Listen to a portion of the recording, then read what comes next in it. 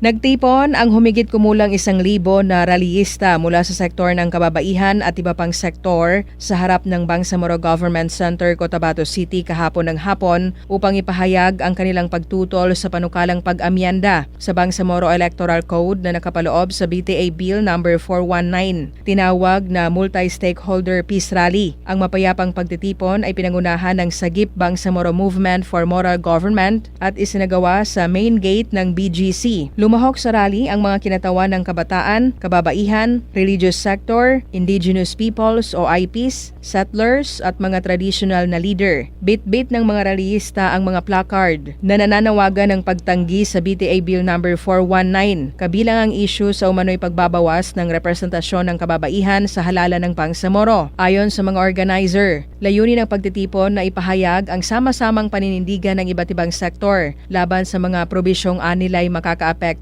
sa inklusibo at demokratikong proseso ng halalan sa rehiyon. Ang Bangsamoro Autonomous Region in Muslim Mindanao ay nagsisiping tanglaw ng pag-asa para sa inklusibo at moral na pamamahala. Ang pagpapahina ng representasyon ng kababaihan ay sumasalungat sa United Nations Sustainable Development Goals. Sa rally kahapon, nagbantay ang daan-daang mga pulis upang tiyakin ang kaayusan at seguridad sa buong duration ng rally. Samantala, bago nagtapos ang rally nila, binigyan sila ng ayuda na food packs mula sa Office of Chief Minister Abdul Rauf Makakua. Ito ay kanilang tinanggihan dahil ayon sa kanila, hindi sila nagrally para sa ayuda.